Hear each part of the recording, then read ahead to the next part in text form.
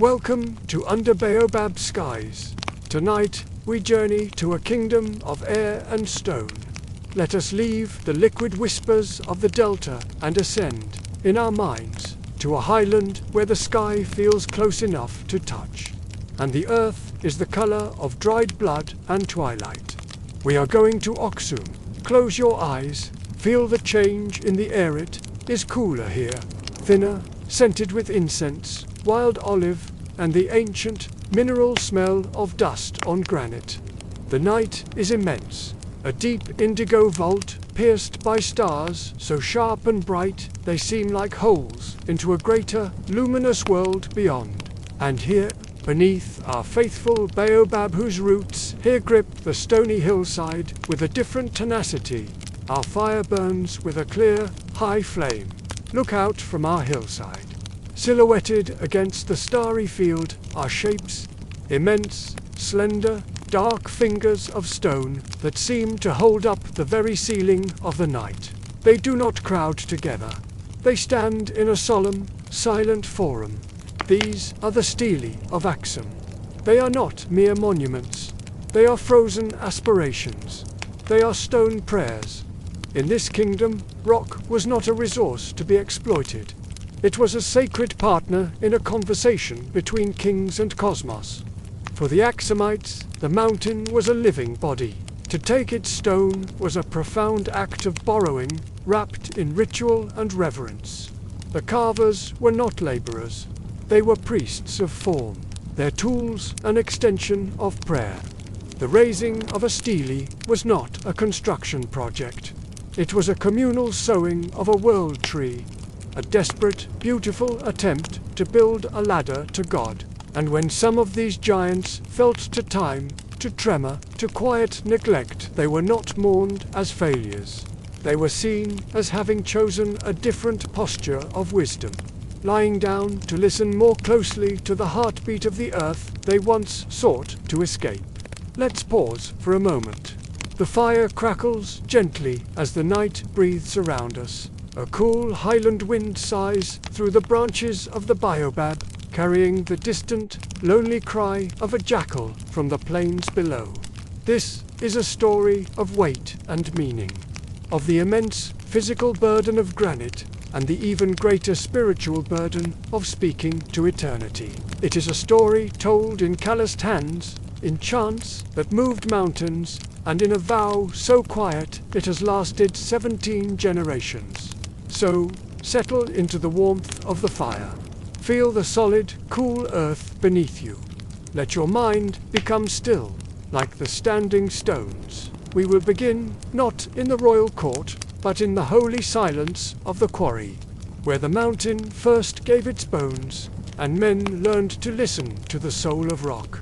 Thank you for joining us on this journey. Subscribe to Under Baobab Skies for more stories from the heart of our world. You might think you know how ancient people cut giant stone monuments. You're probably picturing thousands of slaves, whips, and brute force. But what if I told you the truth was far more profound? A kind of spiritual conversation with the very bones of the earth. By the end of this journey, you'll understand why the extraction of a single massive stele block was not mining, but a form of sacred midwifery. Our story begins with a boy named Dawit. He's 14, and his heart is a drum of fear and awe.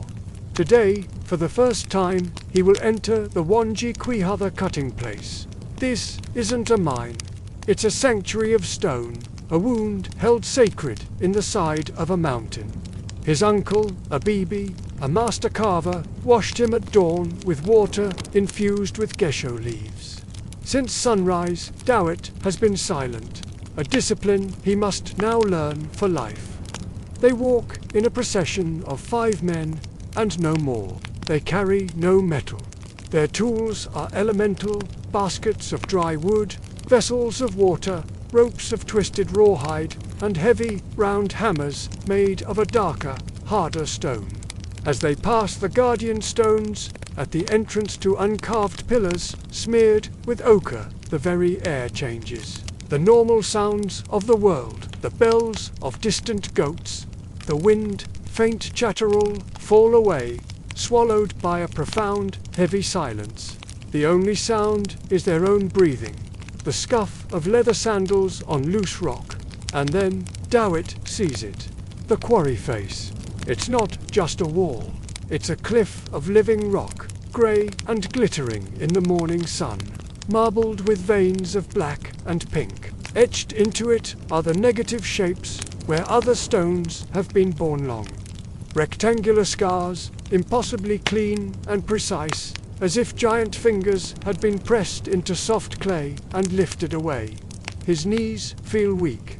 This wasn't done by force. This was done by conversation. Abibi had instructed him earlier, his voice now just a movement of his lips and eyes. Do not speak. The stone is listening. Your fear is loud. Your pride is louder. Offer only your attention. Abibi leads the boy to a specific section of the cliff. He places Dawit's hands flat against the cool granite. Close your eyes. Feel. At first, Dawit feels only the solid, unyielding mass. But as he holds his breath, as he stills his mind and truly concentrates, he feels something else. A faint, deep vibration. Is it the hum of the earth itself? Or maybe it's the memory of the mountain's own growth, captured over eons of fire and pressure. The stone has a grain. Abibi's thoughts seem to whisper into the silence. A flow, like a river frozen in time. Your job is not to cut across it, it is to follow its wish, to find where it is ready to be separate. Now, the work begins. It is a ritual of elemental patience, agonizingly slow. The men build a small, neat fire of acacia wood directly against a chosen section of rock. For hours, they tend it, letting the heat soak deep into the granite. Dawit's job is to watch the color of the stone. When the gray begins to shift to a faint, dull red, Abibi gives a single nod. Then, with immense care, using wooden ladles, they splash water from a goatskin onto the superheated rock. A sound like a giant's sigh. A deep, muffled crack emanates from within the mountain. A hairline fissure appears, tracing a path straight and true, exactly along the invisible grain Abibi had sensed. There's no violent fracture, no shattering. It is a clean, willing separation. Let's pause for a moment and just imagine the scene. In the holy silence of the quarry, the only sounds are the soft hiss of steam rising from the rock and the gentle crackle of the fire. High above, a raven circles, a black, silent speck against the bright blue sky, the only witness to this ancient ceremony. This was the first miracle of the process. Stone was not conquered by a harder metal. It was persuaded by its own nature. Heat expands, cold contracts. The carvers were merely facilitators, midwives helping the mountain give birth to its own bones.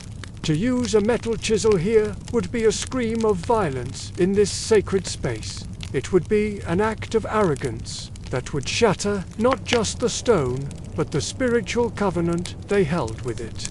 Over many days, they repeat this process: fire, water, fish along the traced lines of a massive rectangular block. Then comes the next stage, the wooden wedges. These are made from the wood of the wanza tree, swollen and hardened by being soaked in water. They are hammered gently into the fissures with the stone hammers. Day by day, the men pour a little more water onto the wedges. The wood expands with a gentle, relentless pressure, whispering to the stone, coaxing it to move, to let go. One morning, after a week of this silent, patient labor, Abibi places Dawit's hands on the great block again. He nods to the team. Using great levers of acacia wood, they begin to pry with a coordinated, gentle pressure, and the mountain releases its gift. With a soft, grinding groan that seems to come from the very center of the world, the giant block, the raw soul of a future. Steeler shifts, tilts, and settles onto a prepared bed of sand, finally free from its mother cliff. There is no cheer, there is no shout of triumph. The men simply kneel, their foreheads touching the warm stone of the cliff face. They are not conquerors, they are debtors. They have taken a piece of the mountain's body, and in return, they will give it a new life, a new purpose as a bridge to heaven. The blisters on Dawit's hands, the deep ache in his back, these are not wounds of toil. They are the first inscriptions, the first prayers written in flesh. Dedicated to the long journey this stone is about to begin. In the ancient highlands of Ethiopia, a colossal block of granite lay like a sleeping giant. To young Dawit, it was just a chaotic, rough-edged piece of the mountain. But his uncle, Abibi, saw something more. With his eyes half closed and head tilted, he wasn't looking at the stone as it was. He was listening to the symphony of its future form, hearing the melody hidden within its silence. After days of quiet ritual, Abibi finally spoke, his voice as soft and gravelly as the stone itself. "Now," he said, "we must speak to it in the three tongues. The tongue of fire, to awaken its spirit. The tongue of water, to cool its temper. And the tongue of wood, to guide its growth." This wasn't carving as we know it. It was a conversation, a collective revelation to find the stele already waiting inside the block. The shaping began not with brute force, but with a rhythmic dance. Teams of men, armed with hard diorite hammers, started pecking at the granite. It was a rapid, rhythmic tap-tap, like 1,000 woodpeckers working in unison. They followed lines Abibi had traced with ochre paste, marking the future edges and taper of the great obelisk. With each tap, a tiny grain of granite flew off. A full day's work might only create a depression the depth of a thumb. This was the work of generations, condensed into seasons, requiring a patience that was a form of worship itself. But for the major shaping, for creating the vast, smooth plains and the deep, symbolic false door, they turned to the elements. On a section to be flattened, a long, low fire of olive wood was built. It burned for an entire day and night, heating the granite's surface, causing its outermost layer to expand ever so slightly. Then, at dawn, a critical moment arrived. Teams of men moved in with clay pots filled with cold water from a sacred spring. They doused the hot stone, and with a great hiss and crackle, steam erupted. The sudden thermal shock caused the heated surface layer to spalter flake off in thin, slate-like sheets, some as large as a man's palm. It was a controlled exfoliation, the stone shedding its old skin to reveal a smoother one beneath, guided by the hands of men who understood its nature. Young Dawit's job was to gather these spalled flakes. They were not waste to be discarded. Each piece, still warm from the fire and water, was placed reverently into a basket. "These are the words the stone has spoken back to us," Abibi explained. "They are part of the covenant. They will be ground into powder and mixed with clay to make the mortar for the stele base. Nothing is lost. The mountain remains whole, just rearranged." This philosophy taught Dawit that every part of the process, every fragment, was sacred and had its purpose. Then came the most delicate work, the intricate carvings of the false door and the rows of symbolic windows that are the hallmark of Axumite stele. Here they used a different set of tools: wood, sand, and time. An old man or a young boy would take a straight, hardened stick of gesho wood, dip its end in a paste of water and finely crushed quartz sand, and begin to rub, back and forth, along a marked line. It was a meditative, seemingly endless rubbing. The abrasive sand did the cutting. The wood was merely the hand guiding it. After weeks of this patient work, a groove would appear. Then it would deepen. This was the slowest writing in the world. a text inscribed not by force, but by persistent, gentle friction. If we were to stand in that quarry, we would hear a symphony of soft, elemental sounds. The tap, tap, tap of stone hammers on granite, the hiss and crackle of fire against the rock face, the rhythmic swishes of wood and sand, whispering stories onto the stone's surface. It wasn't the noise of industry, but the murmur of a long, intimate conversation between humanity and the earth. Dawit began to understand. The iron chisels and bronze saws of other kingdoms would have been a shout. They would have been fast, disrespectful, imposing a foreign will upon the stone. But the Axumite way was a whisper. Fire, water, wood, sand, and stone, they were all elements of the same world.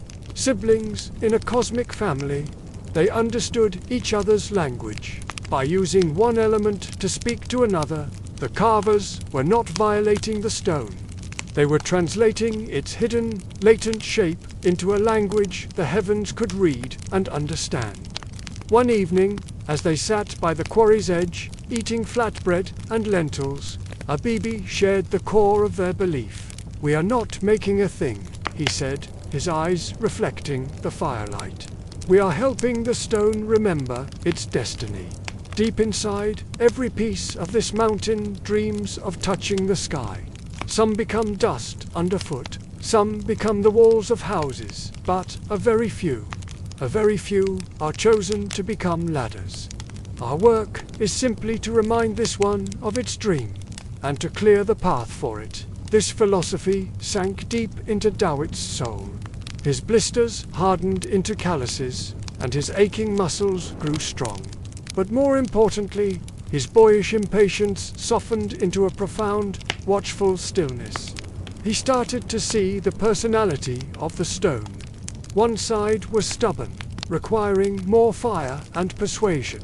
Another side was eager, spalling off in great, smooth sheets with just a touch of water. The block was not an inanimate object. It was a living, breathing participant in its own creation. After many moons, the shape was finally clear. A towering, tapering obelisk stood freed from the mountain, its sides smooth, its top rounded, waiting for its final, symbolic carving. It was time for the next great ritual, the journey from the womb of the mountain to its place of birth in the royal field of Axum.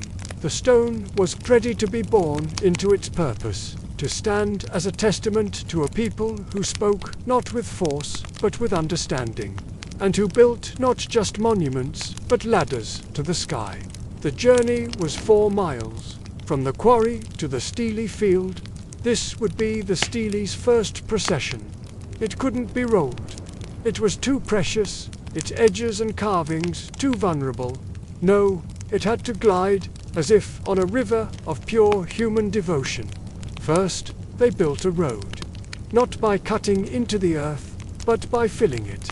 Teams of workers brought endless baskets of hard, packed earth and smooth river stones, creating a level causeway that cut straight through the rocky landscape. Then, the rollers were prepared. Dozens of massive tree trunks from the resilient Wanza tree were stripped of their bark and smeared with slick animal fat, ready to bear the weight of a mountain. The great stone block was slowly coaxed onto this bed of rollers. They used long levers and thick, rawhide ropes. Dawit watched, his heart lodged in his throat, as the stone, now weighing as much as a small hill, trembled and then finally settled onto the wooden cylinders. It seemed utterly impossible that it could ever move. Then the singers arrived. Not just a few men, but hundreds. They came from the city, from the fields, and from the priesthood, all draped in simple white shamas. They formed 2 long, unwavering lines along the length of the ropes. These were not slaves. This was a sacred duty, a profound honor. To pull the king Estili was to pull the entire kingdom Esprea closer to God. A priest, draped in the skin of a leopard, raised a staff high into the air. A deep, single note from a long embelter flute cut through the expectant silence, and then the singing began. It wasn't a song of words, but of primal sounds. A deep, pulsing chant from the men. Who, ha ha, who, ha. It was the sound of breath, of effort, of a collective heartbeat given voice. The rhythm was everything. On every ha, each man leaned his entire being into the rope. The ropes tightened, creaking under the immense strain. The log rollers groaned in protest, and then the stone moved. An inch, then another. Dowit was in the lines, his young shoulder pressed hard against the rough, biting rope. The physical strain was immense, a crushing force that felt as though his very bones would grind to dust. The rope burned his hands and his shoulder. But as he fell into the rhythm of the chant, something shifted inside him. The pain didn't disappear, but it transformed. It became part of the rhythm itself, a physical drumbeat echoing the chant. The burn of the rope was no longer an injury. It was a brand, marking him forever as a part of this epic story. His blisters, bursting and reforming, were not wounds. They were offerings. Each drop of his sweat that fell onto the red earth was a libation for the journey. They moved at the pace of a sleeping serpent. The sun climbed, blazed down upon them, and began its slow descent. They would stop at designated stations where women from the city brought them cool water, injera bread, and sour wat stew. The singers would rest, their powerful chant replaced by a low, communal hum that vibrated through the ground. The priests would anoint the stone with sacred oils, whispering to it of the glory that awaited. Let's just pause for a moment here. Imagine this scene. At a rest stop, Dowit lies on the earth, completely exhausted. He looks up at the colossal stone, now silhouetted against the rich colors of the late afternoon sun. He sees the faces of the other pullers, etched with strain, but also with a serene, unshakable determination. In that moment, he understands. He is a single cell in a vast, living organism whose sole purpose is to deliver this stone child to its destiny. The journey took 5 days. 5 days of blistering sun, of swirling dust, of aching muscles, and the relentless, grounding chant that became the rhythm of their lives. For Dowit, this was an initiation more profound than any ceremony he had ever known. He learned the geometry of collective will. He felt the literal weight of his kingdom's aspiration on the rope biting into his flesh. His body was no longer just his own. It was a tool of the state, a vessel for a spiritual ambition far greater than any single individual. On the afternoon of the 5th day, they reached the edge of the steely field. The causeway they had built led directly to a vast, prepared pit, the steely's final socket in the earth. The singing reached a crescendo, the who, ha, becoming a unified, explosive cry of effort and arrival. With one final, mighty heave, the stone was pulled over the pit until its tapered base was perfectly aligned above the darkness. Then the ropes went slack. A silence fell, more profound and complete than any quiet in the quarry. Thousands of people stood, breathless, watching. The stone hovered on the brink of its upright life. The work of the carvers, the calluses, the burns, the silent prayers whispered in the quarry had all led to this single moment. The physical labor was over, but the true ritual, the act of connecting earth to heaven, was just about to begin. The stone was ready. Now it was time for the king. Dowit, his hands raw and his soul forever changed, looked from the prone giant to the forest of standing stones already piercing the sky, and he finally understood the full weight of the covenant. The mountain gave its bone, the people gave their sweat and their strength, and the king would give his soul, and in return ask for the blessing of the divine. The blisters were indeed prayers, and they had just been delivered. In a quiet compound within Axum, far from the dust and toil of the quarry fields, an old man studied shadows. This was Geber, royal architect and high priest of the works. His tools were not the chisels and heavy ropes of the masons, but rather knotted cords for measuring, clay tablets etched with complex angles, and a polished bronze dish. He would fill this dish with water, creating a perfect mirror to reflect the sun's journey across the sky. Geber was the master of alignment, the man who translated the will of the divine into the precise geometry of stone.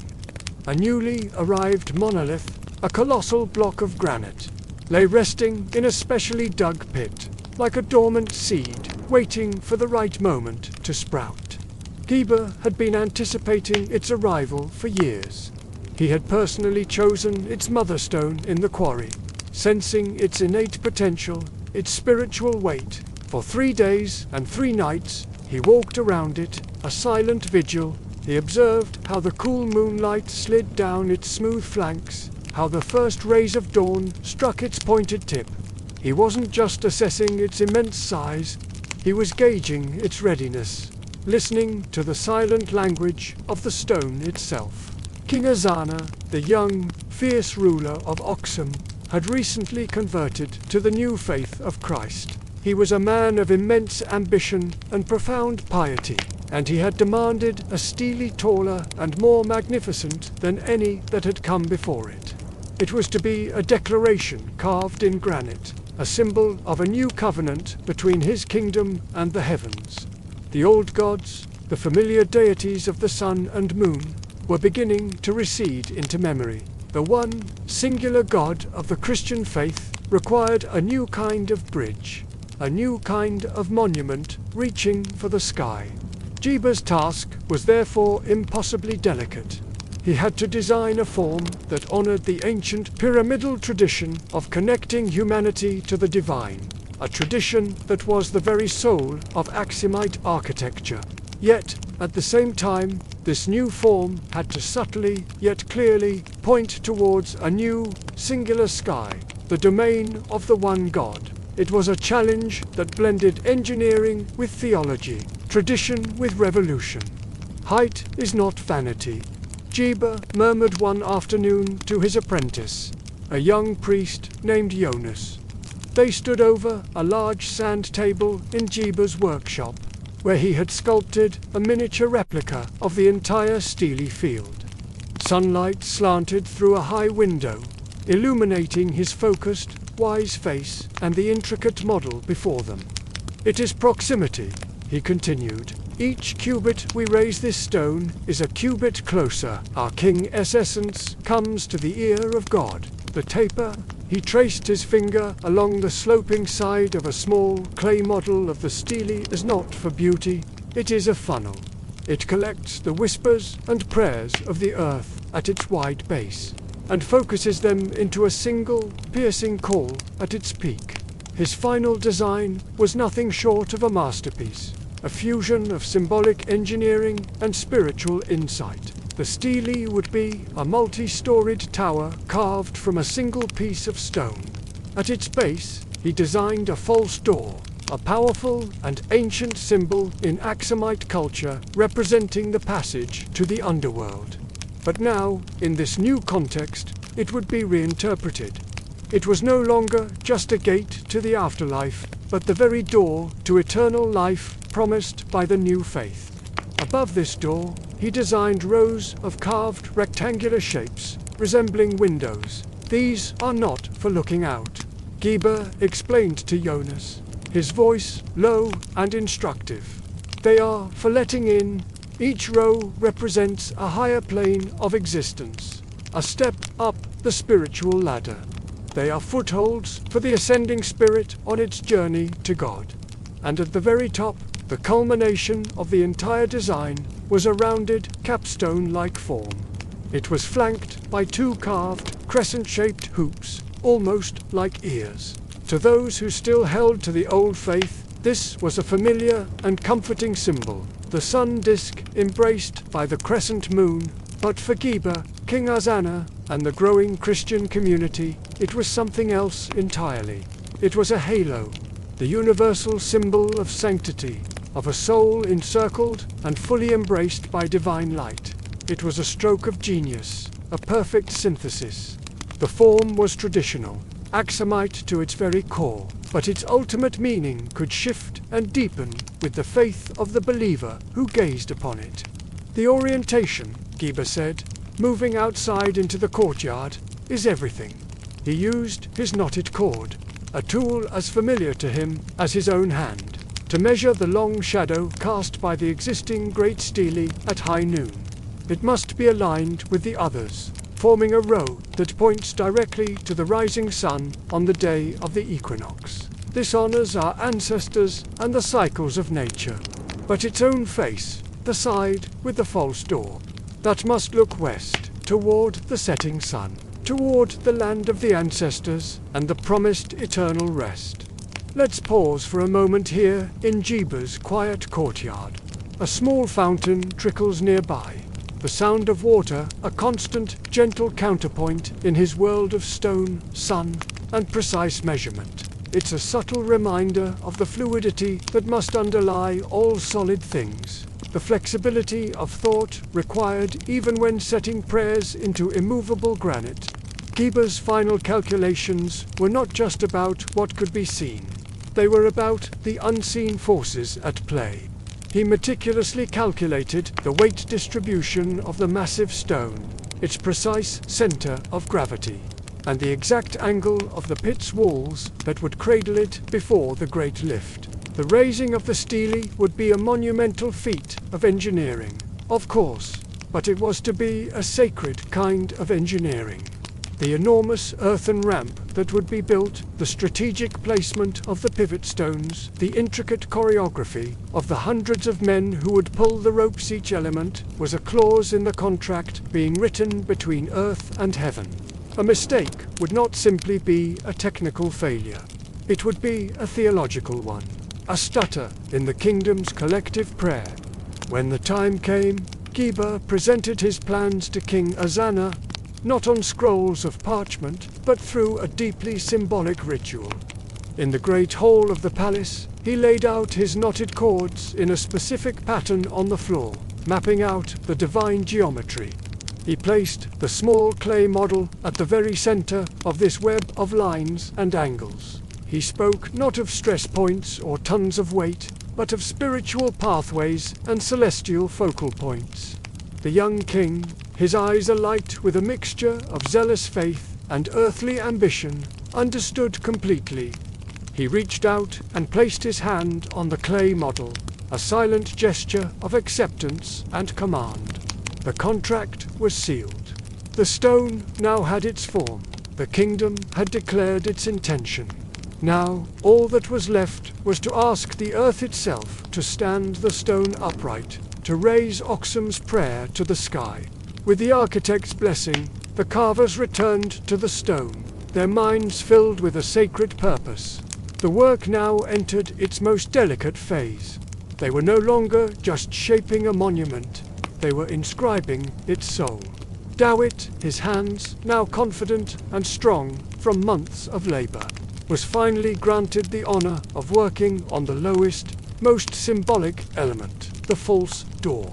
He worked under the watchful eye of old Abibi.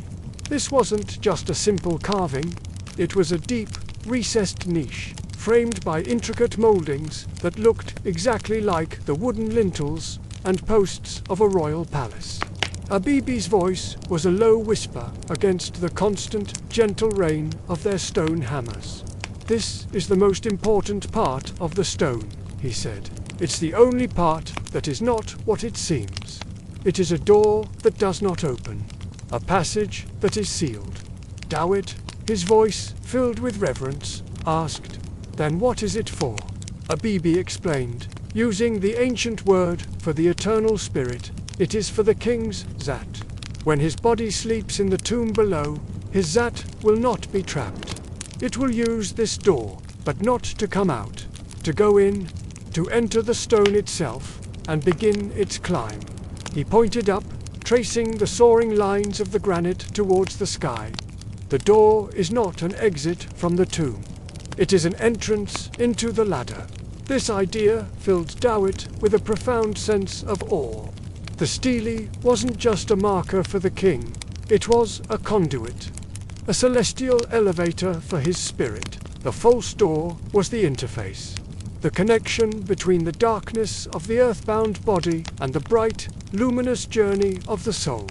Above the door, the carvers began the rows of symbolic patterns. These weren't random decorations.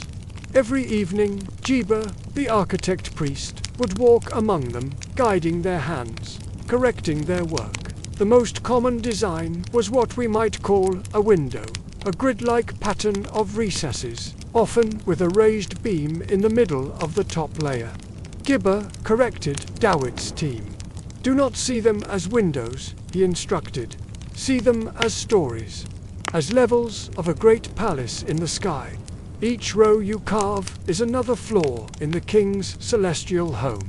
He touched the raised stone in the center, and this is the king's staff, laid across the threshold of that level, claiming it for his eternal reign. Higher and higher the carvings went. The work grew more dangerous. The men now balanced on wooden scaffolding lashed to the sides of the massive stone. As they climbed, the patterns evolved. Just below the very top, before the great rounded capstone, a unique and powerful symbol appeared. It looked like a horizontal beam with a crescent moon cradling a disc at each end. This was the heart of the entire project. The celestial lock Jiba gathered the senior carvers, including Abibi, to explain this final, sacred design. He pointed to the symbol sketched in ochre on the stone. This, he said, is the keystone of our covenant. The disk is the sun, the fullness of divine power. The crescent is the moon, the celestial witness. Together they form a lock. His voice grew with intensity. When the stone is raised and this lock is placed against the vault of the sky, it will click into place with its counterpart in the heavens. It will seal the pact. The king's spirit, ascending through the stories, will pass through this lock and be received. It is our signature on the contract, written not in ink, but in the relationship between stone and stars. Let's pause here for a moment. Imagine being Dawit, perched high on that scaffolding at dusk. Below, the lights of Axum begin to twinkle like a field of earthbound stars. Above, the first real stars emerge in the deepening twilight. He is suspended between two firmaments, a humble craftsman weaving them together with his own hands. It's a moment of pure, breathtaking connection. The final act of carving was to shape the very peak, the capstone. It was given a perfect, curved finish. The idea was that from a distance it would seem to dissolve into the sky, as if the stone weren't ending, but transitioning seamlessly into the realm of air and light.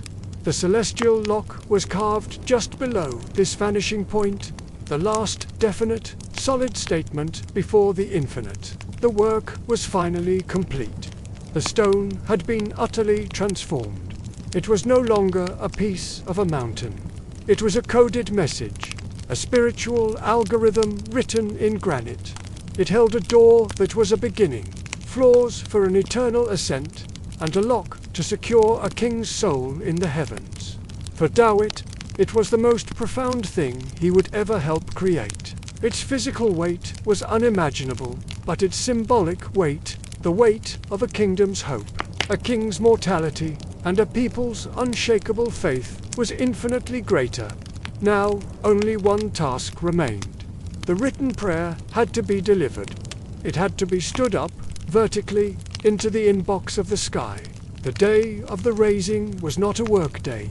It was the highest holy day the kingdom would witness in a generation. The field, usually a place of quiet grandeur, now teemed with thousands of people. The air itself vibrated with the smell of roasting grain, burning incense, and a profound sense of human anticipation. King Azana sat on a raised dais, clad in gold and white, his face a mask of solemn intensity. The great stone lay in its engineered cradle. A massive earthen ramp, as high as a hill, had been built next to the deep, stone-lined socket. The stone's base was pointed right towards the lip of this socket. The genius of Jiba's plan was now visible for all to see. The stone would not be lifted, it would be pivoted. Its base would be the fulcrum, and the ramp would guide its long body upwards in a slow, majestic arc. Hundreds of the strongest pullers from the quarry journey were stationed along ropes attached to the very top of the steely butt. These were not the only ropes. A far more complex web of cables, made from woven hippopotamus hide, crisscrossed the entire field, anchored to colossal, deeply buried stone counterweights. Jiba stood at a central platform, a conductor before an orchestra of physics and faith. A hush fell over the entire field. The high priest raised his arms. A single, deep note from a malakot trumpet echoed across the land. And then the singing began. It wasn't the rhythmic hoo-ha of transport, but a complex, polyphonic hymn. It was the song of ascent, and each verse was meant to correspond to a degree of the stone's rise. On Jiba's signal, the pullers leaned into their work. The hide ropes tightened, creaking under the immense strain. For a long, breathless moment, nothing happened. The stone defied them. Then, with a groan that seemed to come from the very bones of the earth, its base settled more firmly into its pivot point at the socket's edge. The apex of the stone trembled and lifted, just one hand's breadth off the ground. The crowd released a collective gasp that turned into a sustained, whispered prayer. The pullers, singing with gritted teeth, held the strain. Teams of men now rushed forward with heavy log rollers, placing them under the rising stone to support its weight as it climbed. It was a dance of terrifying precision. A single slip, a snapped rope, a roller out of place, and the stone would shatter, and with it the king's covenant. The stone climbed its arc with agonizing slowness. It was like watching a mountain decide to stand up. As it passed 30 degrees, the carvings on its underside, never meant to be seen again, were revealed for the very last time, a secret farewell from the craftsmen to the earth they were leaving behind. At 45 degrees, it seemed to hang between worlds. A bridge half built, the singing grew more intense, the pullers' faces slick with sweat and the sheer effort of their task. Let's pause for a moment and see this from a different perspective. From Dawit's place in the crowd, the stone blots out the sun. It's a dark, ascending cliff against the brilliant blue sky. He can see the tiny figures of the pullers, like ants trying to raise a fallen tree. He holds his breath, his own shoulders aching in sympathy for their monumental effort. Back on the field, at Gibber's direction, the counterweight system was engaged. Teams began to carefully lower the massive stone weights on the far side of the field. This added a steady, mechanical pull to the human one. The stone's rise began to accelerate. 60 degrees, 70. The final, most dangerous phase began. As it approached vertical, its own immense weight would want to drive the base crashing down into the socket. Control was everything. The hymn reached its powerful crescendo. The puller's song became a unified roar of pure will. The stone passed 80 degrees. Jebba, his eyes wide with focus, gave a sharp, final signal. The main pull ropes were released. The stone, carrying its own momentum and guided by the last adjustments of the log rollers and secondary ropes, fell the last few degrees. T-H-O-O-M. It was a sound like the earth itself being struck by a god's fist. A cloud of dust erupted from the socket. The ground trembled beneath everyone's feet. The great steely shuddered, and then it stood, perfectly vertical, its base now buried deep in the ceremonial pit. its false door facing the setting sun, its celestial lock pointed triumphantly at the zenith. The silence that followed was absolute. Then a single, pure note from a priest's bell cut through the air. And then the crowd erupted.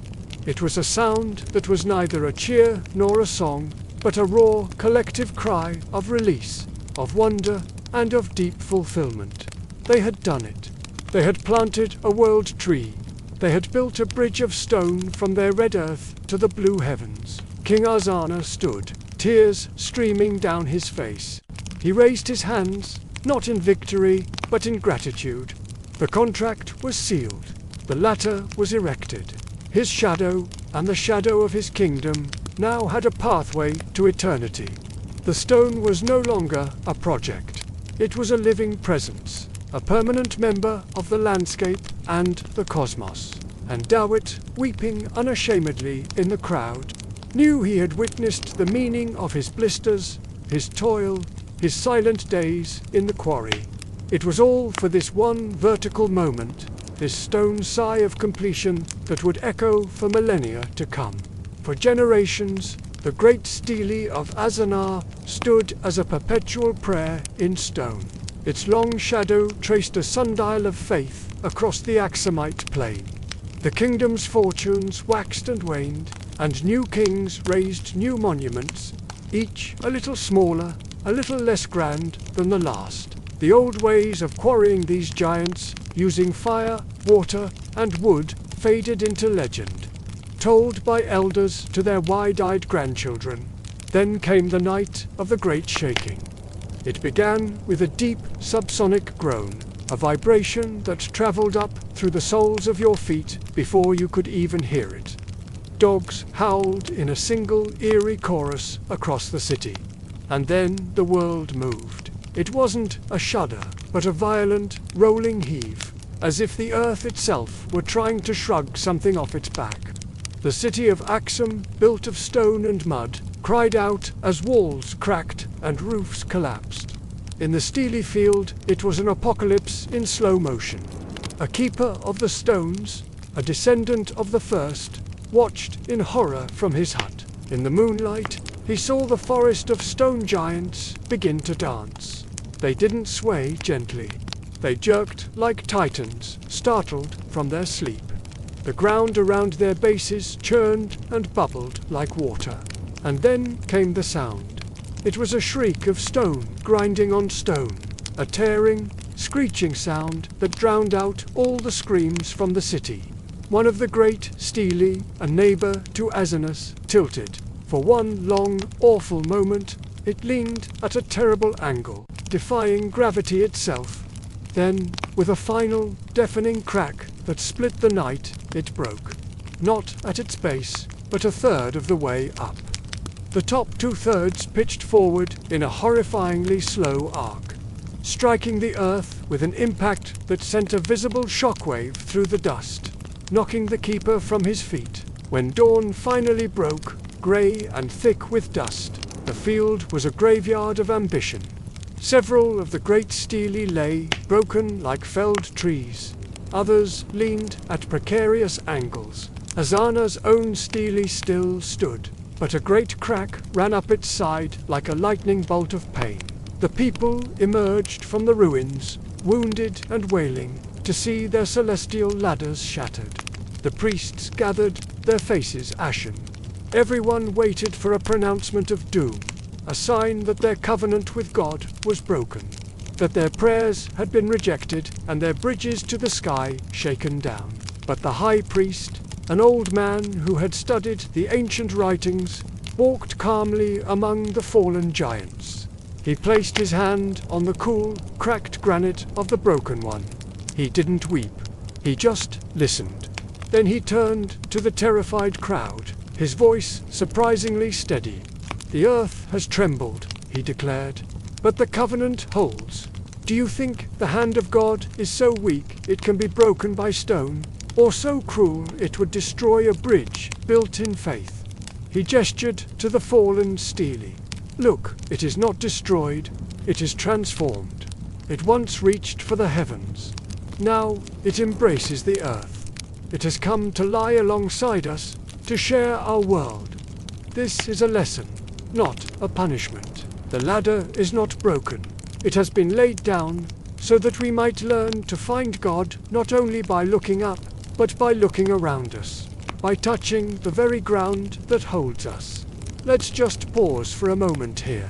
In the silence that followed, as the dust began to settle, a small bird landed on the horizontal surface of the fallen stone and began to peck for insects. Life, stubborn and immediate, was already reclaiming the moment. This interpretation was a stroke of spiritual genius. It transformed a catastrophe into a profound theological lesson. The fallen stele was no longer a symbol of failure, but of divine teaching. It taught humility. It taught that the connection to the divine wasn't dependent on a vertical piece of rock, but resided in the enduring relationship, the covenant itself, which could survive even the destruction of its physical symbol. The people, desperate for meaning, clung to this wisdom. They no longer saw ruin. They saw a new kind of sacred landscape. The standing stones became the fathers, austere and reaching for the sky. The fallen stones became the mothers, nurturing and grounded in the earth. Both were necessary. The earthquake hadn't ended the conversation with the divine. It had simply introduced a new, profound dialect. This new understanding reshaped their world. They began to venerate the fallen stele with the same reverence as the standing ones. The brokenness was not a flaw, it was a feature. It was a testament to survival, to the resilience of faith in the face of chaos. It showed that the sacred wasn't just in the perfect, the whole, the untouchable, but also in the broken, the humbled, the tangible. Over the centuries, this perspective became deeply woven into the fabric of their culture. The story of the Great Shaking and the priest's wisdom was passed down, ensuring that future generations would understand the complex, dual nature of their most sacred site. It wasn't just a place to look up in awe. It was a place to walk among, to touch, to feel connected to both the earth and the heavens. This event reveals a powerful truth about human history. We are constantly faced with disasters, both natural and of our own making. And in the aftermath, we are faced with a choice: to see only destruction and despair, or to find new meaning, new lessons, and a new way forward. The people of Axum chose the latter. They didn't try to forget the earthquake or pretend it didn't happen. Instead, they integrated it into their story, making their faith stronger and more profound than it was before. The field of stele in Axum today is a testament to this incredible story of resilience. When you see the standing obelisks alongside the fallen ones, you're not just looking at ancient artifacts. You are seeing a conversation between humanity and the divine, a conversation that was interrupted, challenged, and ultimately made richer by a moment of terrifying upheaval. It's a powerful reminder that sometimes it's when our ladders to the sky are broken that we truly learn to see the sacredness of the ground beneath our feet. In the years that followed, the broken stele was not cleared away. It was left right where it fell. The massive base section stayed partly embedded in its socket, a jagged stump reaching for the sky. The immense upper part lay at an angle, half buried in the earth where it had crashed. It became known as Gidol, the Sleeping One, and sleep it did, but it was a sleep teeming with new life. That very first spring after the earthquake, fine green grasses sprouted from the cracks in its stone skin. A soft, grey-green lichen began to paint its weathered surface. And just as the old priest had foreseen, birds discovered it was an excellent perch, a perfect place to rest and survey the highlands. The children, who were once forbidden to even touch the sacred standing stones, were now irresistibly drawn to Gidol. They would run along its great length, their small feet pattering on the carved windows that now faced the sky. What were once celestial stories pointing to the heavens had become stepping stones for their games. The fallen giant became a part of the village's very fabric. Women would come and sit in the lee of the great stone, finding a welcome shade from the fierce afternoon sun as they wove intricate baskets or sorted grain for the evening meal. They would chat, their voices a soft, gentle hum against the stone, sharing stories that had nothing to do with ancient kings or distant gods. They spoke of the daily, sustaining rhythm of life, of births, of harvests, of worries and joys. It was as if the stele absorbed these stories, its cold granite warmed by the heat of living bodies and the simple music of ordinary conversation. Shepherds soon learned to pen their sheep in the long triangle of shadow it cast in the late afternoon. The animals would rub their woolly backs against the stone's detailed carvings, unintentionally polishing the ancient grooves with a million gentle, repetitive strokes. When the rains came, water would collect in the hollows of its false door, which now tilted skyward. This created tiny, transient drinking pools, oases for birds and insects seeking refreshment. Kidane, the keeper of the stele, found his duties transformed. He no longer anointed Gidol with sacred oils or performed the old rites of reverence. Instead, his work became one of gentle care. He would carefully clean the rainwater pools, making sure the water was fresh for the little creatures that drank from them. He would gently prune the grasses that grew too thick in the cracks, not to erase their presence, but to tend to them, like a gardener. He understood that his role was no longer to maintain a monument's austere separation from the world, but to facilitate its new, symbiotic life. He had become the gardener of a sleeping giant. Over time, the stone's very meaning evolved. It was no longer a bridge away from the community, a vertical line pointing to something beyond. It became a gathering place within it, a horizontal, communal heart. Its purpose had shifted from the aspirational to the foundational. It taught a quiet but powerful lesson that what falls is not necessarily lost. It is simply repurposed. A prayer that fails to reach heaven can become a bench for the weary traveler, a shelter for the smallest of creatures, a living canvas for moss and memory. Let's picture this for a moment. On a hot afternoon, Kidane sits with his back against Gidol, sharing a simple meal of bread and cheese with a local shepherd. The shepherd smiles and points to a fissure in the stone.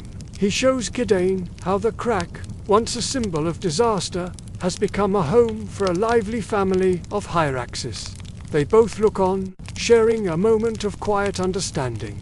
The fracture line, once a deep wound, was now a doorway for new life to enter. This acceptance of the stele's new state wasn't resignation. It was a deeper, more sophisticated form of reverence. The people of Axum understood a profound truth, that eternity isn't about defying change, but about incorporating it into the sacred narrative. The fallen stele was a testament to the immense power of time, yes, but it was also a testament to the incredible resilience of significance. Its sacredness was not diminished in the fall. It was diffused. It was no longer a single, piercing point of contact with the divine. Instead, it had become a wide, gentle field of connection, nurturing everything that came to rest upon or around it. The sleeping giant Gidol became as beloved, if not more so, than the tallest standing stone that still pierced the sky. Its very brokenness made it accessible, approachable, human. What had begun as a king's ambition, a monument to power reaching for the heavens, had become the people's companion, a foundation for their daily lives. And in that profound transformation, it fulfilled a covenant far more meaningful and lasting than the one its creators had originally intended. As centuries turned into millennia, more stele met fates other than earthquakes. In times of war or intense cultural change, Some were deliberately pulled down. Others, as the ground shifted and the soil softened, just leaned a little more, and then surrendered to gravity with a slow sigh, sinking into the red earth like tired old men finally lying down to rest. Each time a great stone fell, the people and the keepers faced a choice. Should we rebuild it, or should we let it be? The philosophy that had first emerged when the great steely Gid Al fell had now hardened into a tradition, a core spiritual belief, and the answer was almost always to let them lie. Picture this. Old Kidane, now a respected keeper, is teaching his own grandson. They're walking through the field of Steely as twilight paints the sky. They pass the majestic, still-standing stones, their silhouettes sharp against the fading light, and then they stop before Gidal, now deeply embraced by the soil. "Grandfather, why don't we raise it again?" the boy asks, his voice full of youthful energy. "We have strong oxen now. We even have iron chains." Kidane shakes his head slowly, a gentle smile on his face. To raise it again, he explains, would be to tell the earth it was wrong, to tell time it made a mistake. This stone has completed its journey upward. That part of its story is finished. Now, it is living a different story, the story of its return, of becoming earth again. To stand it up would be to rip it from that story halfway through. It would be rude. He takes the boy's small hand and places it on the cool, lichen-covered stone. "Feel its peace," he says softly. "It is not sad, it is fulfilled. It tried for the sky, and for a time it touched it. Now it is learning about the ground. We must honor both journeys, the ambition and the rest, the reaching and the returning." This was the heart of their wisdom. They believed that sacred history isn't a museum to be preserved in a single, frozen moment of glory. It's a continuous process, always becoming something new. A standing Steely represents potential, aspiration, a soul reaching for the heavens. But a fallen Steely represents completion, integration, a soul that has returned to share its wisdom with the mortal world. To re-erect the fallen would be to deny the beauty and sacredness of its second life. There was also a practical humility to this belief. The ancient methods used to raise these giants, the clever use of fire, water, wood, the silent quarry, the powerful chants that seemed to lighten the stone, those secrets were lost to time. To use brute, modern force to hoist a stone back up would be a hollow imitation. It would be an act of arrogance, missing the spiritual technology that gave the original its profound meaning. It would turn the stone into a mere trophy, not a living testament. And so, the fallen Steely became the most honest historians of all. They showed the effects of time, of a shifting climate, of historical change.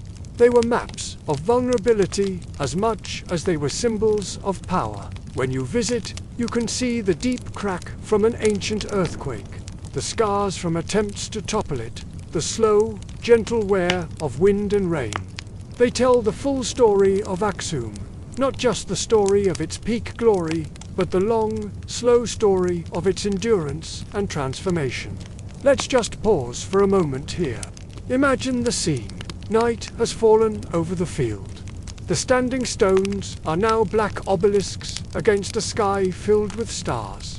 The fallen ones are dark, humped shapes on the plain, like giant beasts sleeping peacefully. In the darkness, the boundary between what was built by human hands and the natural landscape has blurred completely. History and land become one. This philosophy, this wisdom of letting them lies, perhaps Axum's greatest, most profound legacy.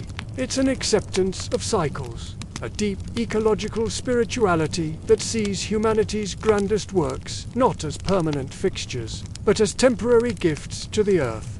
Gifts which the earth will eventually, and rightly, reclaim. Holiness, in this view, isn't found in permanence. It's found in the dignified, graceful process of change itself. This field is not a cemetery of failed ambitions. It is a living dialogue between the human impulse to defy gravity and the patient, loving force of gravity that always, in the end, welcomes everything home. And moving silently through this incredible field of standing and sleeping giants, tending to them all with equal devotion, are the quiet, constant figures of the keepers.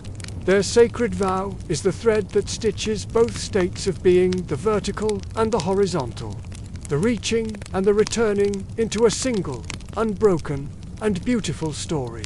Our story now takes a turn, moving from the grand scale of empires to the quiet heart of a single man. This tale begins not with a king or a high priest, but with a soldier named Tekel. He lived in a time of great turmoil. Generations after the last monumental stele had been raised in Axum, the empire's political power was fading. Raiders from the lowlands were a constant threat to the highland plains. The stele field, once the vibrant center of imperial ceremony, was becoming a lonely, wind-swept place, haunted by the ghosts of a glorious past. Tekel was a young man in the Axumite militia. He wasn't a noble, and he wasn't a priest. He was a simple farmer's son who knew how to handle a spear. During a skirmish with a raiding party, his unit was ambushed near the stele field. The fighting was brutal and chaotic. In the confusion, Tekel found himself separated from his comrades. His back pressed against the great, cracked base of the stele of Azana. An enemy warrior charged, his blade glinting in the harsh light. Tekel raised his shield, but he knew in his heart it was too late. He braced for the final blow. But just as the blade was about to fall, something strange happened. A powerful gust of wind, funneled between the towering stones, swept across the field with a low, mournful sound. It kicked up a sudden, blinding cloud of red dust. The attacker stumbled, disoriented, and his strike went wide, missing its mark. In that single, precious moment of confusion, Tekel's comrades found him. The enemy was driven back, and the raiders retreated. To the other soldiers, it was just a lucky gust of wind, a fortunate accident. But to Tekel, who had felt the cool, solid shadow of the giant stone against his back, it felt like something more. It was a shelter. It was protection. The stele, a monument that had once been believed to carry a king's spirit to the heavens, had somehow intervened to save the life of a common soldier on earth. That night, as he cleaned his minor wounds, the events of the day replayed in his mind. Tekel made a vow. It wasn't a vow to a king, or a general, or a distant god. It was a vow to the field itself, to the silent stone giants. He decided he would no longer offer his life in battle for a fading empire. Instead, he would offer it in perpetual service to these steadfast, silent guardians. If they would protect him, he would protect them. He built a small, humble stone hut at the very edge of the stele field. His spear, once a weapon of war, became a digging tool to clear the earth. His shield, once for deflecting blows, became a tray for offerings. His new duty was simple, self-appointed, and unending. Every morning at dawn, he would walk the field. He'd clear away debris animal droppings, wind-blown thorns from the bases of the standing stones. For the fallen ones, the great obelisks that lay broken on the ground, he would carefully clear their cracks of weeds, knowing that the roots could hasten their splitting and decay. He would also bring a small portion of his own meager fooder, piece of injera bread, a handful of roasted grain, and leave it at the false door carved into Azana's stele. It was a reciprocal offering, a token of thanks for the protection he had been given. But his most important duty, in his own mind, was one of communication. Tekel didn't believe the stones were inert lumps of granite. He believed they were repositories of memory, vessels holding the very soul of the kingdom. And they needed to know that the world still turned, that they were not forgotten. So he would talk to them. As he worked, he would speak in a low, conversational tone. He would tell the great stele of Azana about the spring rains and how they promised a good harvest. He'd give an update on the health of his goat, or share the news of the birth of his first son. He would tell Giddel, the fallen stele known as the Sleeping One, about the local children who played on its long, flat surface. He didn't see this as sacrilege, but as a gift of joy, a way to share the vibrancy of life with the ancient stone. His neighbors, at first, thought he was a bit simple, perhaps touched by the sun. This man who spoke to rocks seemed strange, but over time, their gentle mockery turned into a quiet, unspoken respect. There was a purity to his devotion that was hard to deny. He asked for nothing from anyone. He simply gave his time, his effort, his voice. He became a fixed point in the landscape, a landmark as constant and reliable as the stones themselves. Years passed, Tekel grew old, his back bent from a lifetime of service to the stele. On his deathbed, he called his son, a young man named Burhan, to his side. "The stones saved my life," he whispered, his voice as dry and fragile as old parchment. "They have given me peace. You are not bound by my vow. You are free. But if you feel their silence, if you hear it as a kind of asking, then take my place. Do not let them be lonely. Tell them the news." Burhan, who had grown up playing among these stone giants, who had spent his entire childhood listening to his father's one-sided conversations, simply nodded. He understood. He had heard that silence his whole life. To him, it wasn't empty. It was attentive. It was listening, and in that quiet moment of understanding, the vow passed from father to son. A new kind of history was being written in Oxymnot, a lineage of kings, but a lineage of listening, a tradition of care passed down through generations, dedicated to ensuring that the soul of a kingdom would never be forgotten. For 17 generations, the vow has been kept. Today, the keeper is a man named Kadain, his name a legacy from his grandfather. The simple stone hut of his ancestors has been rebuilt countless times on the same hallowed ground. The once mighty kingdom of Axum is now a memory, its ruins sleeping in the soil. But the vow, the sacred promise, is as fresh and new as the morning dawn. Kadain's day starts in the quiet, cool darkness before the sun even thinks about climbing the eastern hills. He puts on his clean, white shama, its simple elegance a symbol of his duty. His tools are laid out with practiced care. A copper blade, its edge always sharp but its body greened by age. A small clay jug of water, drawn from the same spring the ancient carvers used, a fresh linen cloth, and a tiny horn cup holding precious olive oil pressed from trees that have silently watched over this field for centuries. His first stop is always the same, the great stele of Azana. He doesn't approach from the front, but from the east, so he and the colossal stone can greet the rising sun together. As the very first sliver of light touches the top of the obelisk with gold, Kadain kneels at its base. He doesn't pray to the stone, he prepares it. With the copper blade, he gently and meticulously scrapes away any moss or lichen that grew overnight on the carved inscriptions around the false door. This isn't about destroying life. It's a cleansing, making sure the stone's voicet's carved text can be clearly read by the new day's light. Next, he takes the linen cloth, dips it in the spring water, and wipes the dust of yesterday from the stone's face. The water is cool, and as it evaporates in the warmth of the rising sun, it leaves the granite clean and dark, as if it's drinking in the energy of the morning.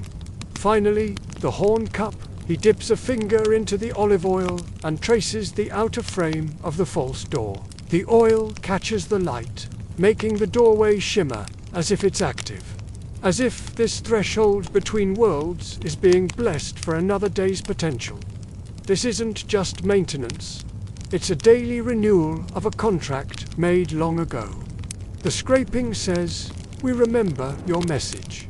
The washing says, "We keep you clear to receive the sky."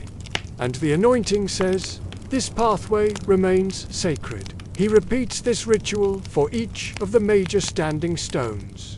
His movements a slow, silent dance among giants, his white robe a flicker of purity in the vast, reddish-brown field. For the fallen stones, his ritual is different. He doesn't clean their tops, which are now home to grasses and insects. Instead, he tends to their edges, where they meet the earth. He makes sure the soil isn't eroding away from underneath them. He clears only the most aggressive weeds that might try to widen a crack.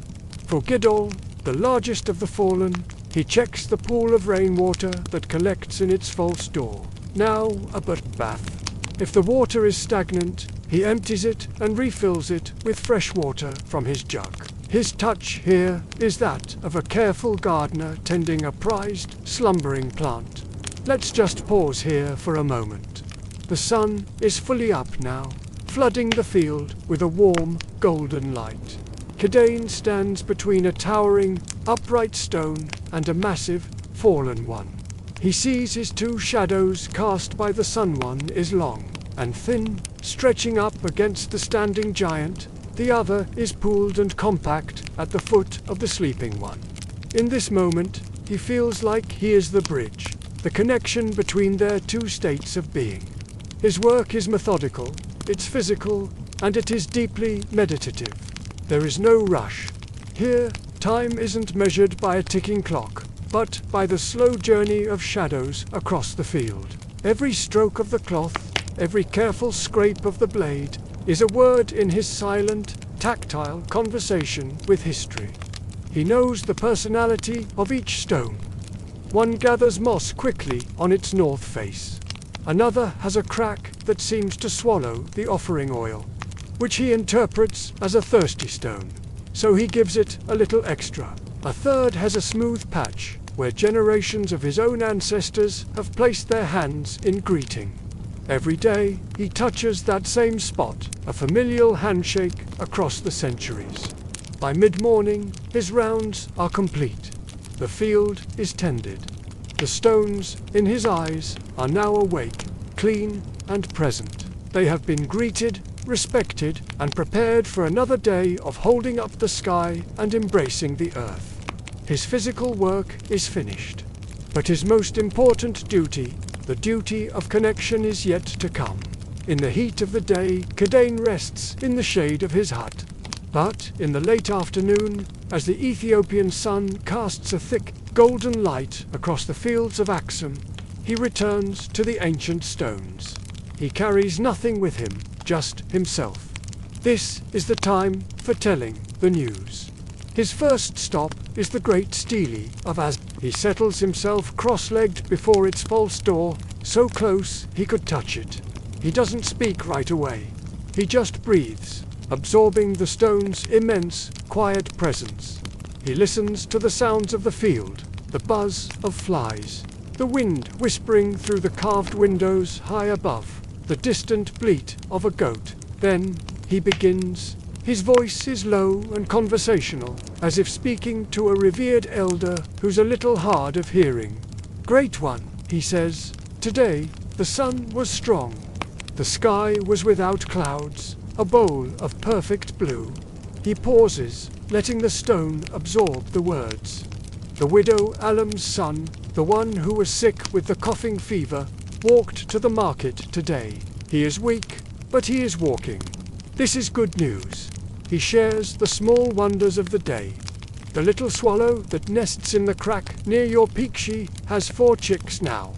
Their mouths are always open, always hungry. She works without ceasing. He pauses again before sharing a deeper piece of news. There was an argument at the council about the water rights from the spring. Voices were raised, but old priest Gibri Mitchell reminded them of the sharing that built you. They are silent now, thinking, I believe, they will find a way. Kidane doesn't just report events, he reports feelings, colors, and smells. He is the sensory link between the living, breathing present and the silent, enduring past. The gesho leaves in the lower valley have turned the color of rust, he murmurs. The smell of the first rains is in the wind, though the sky is clear. The heart feels both eager and patient. He believes the stones, which hold the memories of a kingdom's joy and ambition, need to know that life continues. He assures them that the story they are part of is still being written, that they are not abandoned to the past, but are active, listening witnesses to the ongoing flow of time. Next, he moves to Gidol, the sleeping giant, a massive fallen obelisk. Here, his tone shifts. It becomes more familiar, more colloquial. He often sits right on the stone itself, his hand resting on its sun-warmed surface. Ah, Gidol, you have visitors, he says with a smile. The children from the new family by the gully discovered you today. They played King of the Mountain on your back. Their laughter was like bellbirds. I think you enjoyed it. To this fallen giant, he shares the news of the earth. The cycle of growth and decay, it is now part of. He tells it about the barley harvest, the birth of twin lambs, even the recipe for a new spice mix his wife is trying. Imagine this scene for a moment. The sun is a fiery orb on the horizon. Kidane's silhouette is stark and black against the glowing stone of Gidol. His voice is a soft murmur, blending with the evening sounds of the cicadas and the cooling earth. It's a scene of profound companionship between a man and a monument. You might think this is just a superstition, but it's something far deeper. It is the mechanism of memory itself. By speaking the present to the past, Kidane weaves them together into a continuous tapestry. He prevents these magnificent stones from becoming mere archaeological relics, gathering dust in the pages of history. In his eyes, and in the eyes of his community, the stones are aware. They are the elders of the land.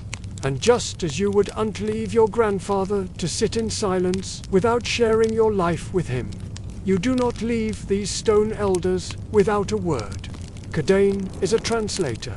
He translates the rustle and bustle of the modern market into a language the old kings might understand. He translates the laughter of children into a vibration the sleeping stone can feel. His vow, passed down through 17 generations, has ensured that the great conversation of Axum never ended. It merely changed its vocabulary. The shouts of royal ambition and the chants of thousands have become the soft, faithful, daily murmur of a single keeper, telling the stones the news, and in doing so, keeping the world whole. As the last light finally fades and the first stars appear the very same, stars these stones were built to reach, for Kidane falls silent. His work for the day is done. The stones are informed. The day is properly concluded. He walks back to his hut, his soul feeling light. He has fulfilled the promise of his ancestor, Tekul, the soldier who was saved by the wind. He has protected these monuments not from physical harm, but from the far greater tragedy of being forgotten. He has kept them company, and in return, they're silent. Steadfast presence gives his life a meaning as deep and as enduring as their own rootedness in the rich, red Ethiopian soil. Thank you for joining us tonight on this journey to the stone carvers of Axum. The fire is now just a bed of glowing embers, pulsing gently like a heartbeat in the dark. The immense silhouettes of the stele, both standing and fallen, are now just deeper patches of darkness against a sky brilliant with ancient stars. The wind that once moaned through the quarry, that sang through the ropes of the pullers, that carried the dust the day the giant fell, now touches our faces with the same cool, indifferent gentleness. What remains with us as we drift from this story, is not the image of empire or the technical marvel of moving mountains.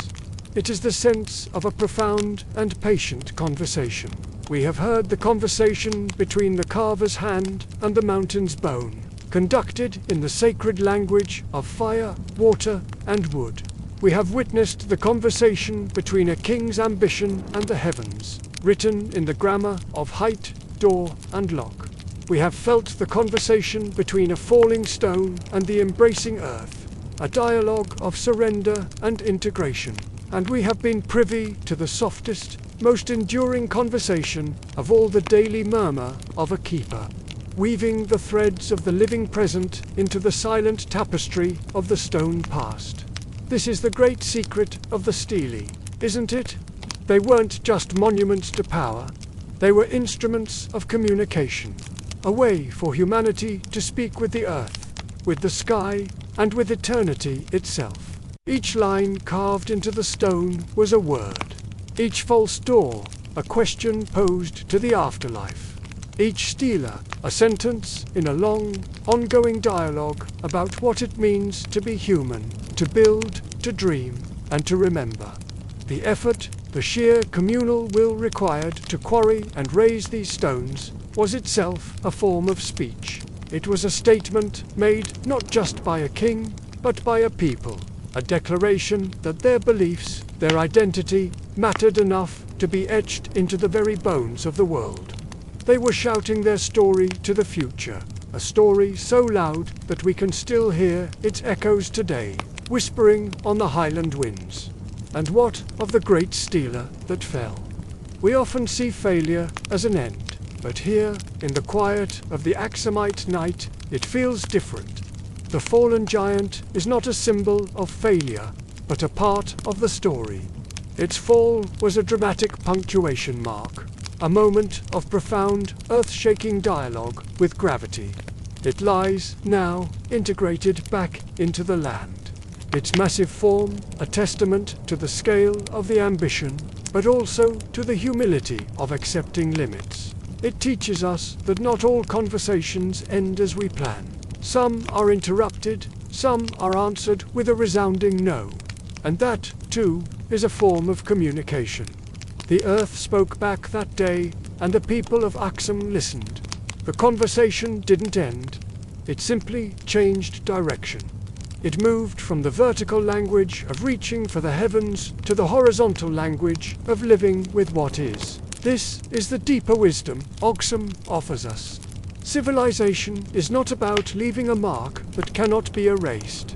It is about entering into a respectful dialogue with the materials of the world and the aspirations of the spirit. It is about understanding that the greatest works are not those that defy time, but those that teach us how to move through time with grace, how to reach, how to stand, how to fall, and how to rest, all within the sacred circle of meaning. The keepers of the stelae, through generations, understand this. Their daily acts of care, their retold stories, are not just about preservation. They are about continuing the conversation, adding their own voices to the chorus of history, ensuring the stones do not become mere relics, but remain living participants in the life of the community. They are the living memory, the warm breath that keeps the cold stone's story alive. So, as sleep draws near, let your breath become the gentle rhythm of the carver's hammer. Let your thoughts be as clear and purposeful as the lines of a false door. Feel the solidity of the earth beneath you, supporting you as it supports the sleeping giants. And if you listen closely, in the quiet of your own heart, you might just hear the echo of a whisper, a rumor of news from a far-off highland being told to a stone that remembers everything. Thank you for listening. You are now under baobab skies.